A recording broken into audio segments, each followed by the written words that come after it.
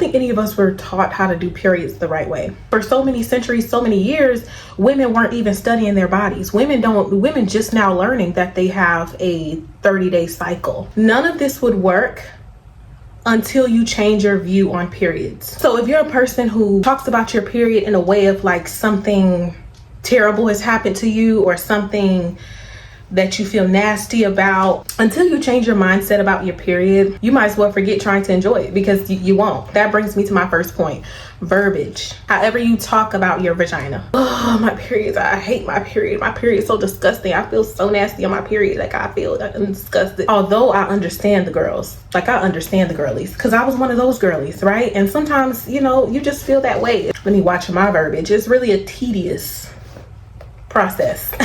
Start speaking positively about your period. Even if you don't feel it, you will soon feel it, because you made it a reality. You saying things like, I'm so glad my period is here. I'm glad I completed another cycle, another 30 days, because it is an honor. You know, however long your cycle is, it is an honor to complete it. The second thing, don't have any sex on your period. I know y'all probably cussing me out, you know, because some girls really do like that. Your body is cleansing everything inside of it, right? So things are coming out. Nothing should go in. So no sex. You don't want nothing disrupting that process. You don't want nothing disrupting that power that you have during this time. And I will talk about that later. But no sex during the periods. And yes, some girls get horny on their period, but save that beautiful horniness. Save that beautiful arousal for your next phase, follicular or ovulation. Save that, because the next time you have sex, it's gonna be so damn good. During your period, things that women may not know, what you get is strong intuition. So you want to use that intuition during this time, whether or not, even if you're like going for your goals or something, sit down with yourself, write out your goals, what you want to happen, your manifestations, whatever you call them.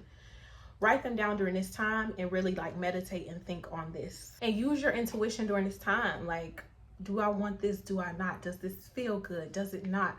Even if you're in a relationship, menstruation is the perfect time. People try to call it overly emotional, which sometimes it is, but it's because you can feel everything. You can feel everything during this time. Use it. Two, this is a great time for downtime, right?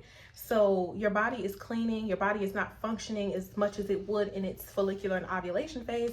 This is time to have that downtime. Although you have a little bit more estrogen than you had in luteal, you kind of feel a little like, okay, I might be good. I'm like, let's go.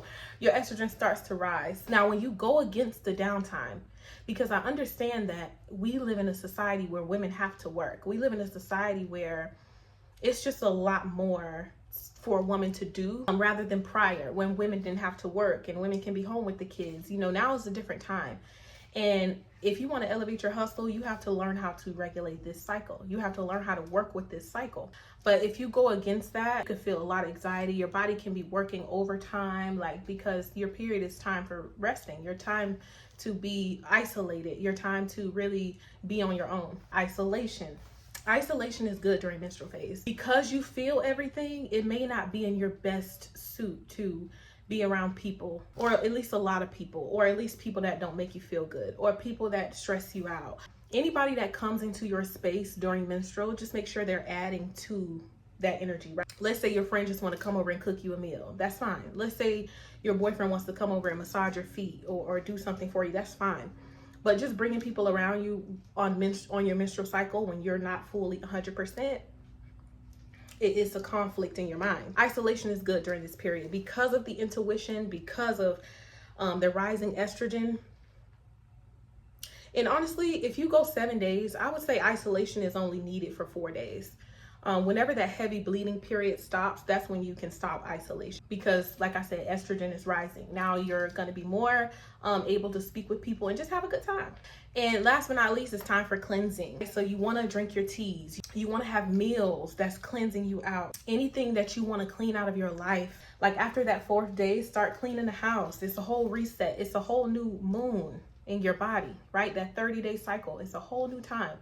So this is the perfect time to, you know, clean up, get everything cleansed in your life. If it's a nigga you hate, drop them. If your mama getting on your nerves, cut communication. Right now, this is just time to isolate, get things in order, cleanse, and use your intuition. For your period, you just really have to do it the right way. Honor your period, love your period, invite your period in. And honestly, when you start eating healthy and you start doing the things you're supposed to do for your body, your health comes right after that. Like, it just, your period starts to become easier. Subscribe to my website down below. It's called Society 69, where we talk about the cyclical nature and just all things feminine, all things vagina. And I will be dropping videos here every single day until I reach my goal, which my goal is 100,000 subscribers. Yeah.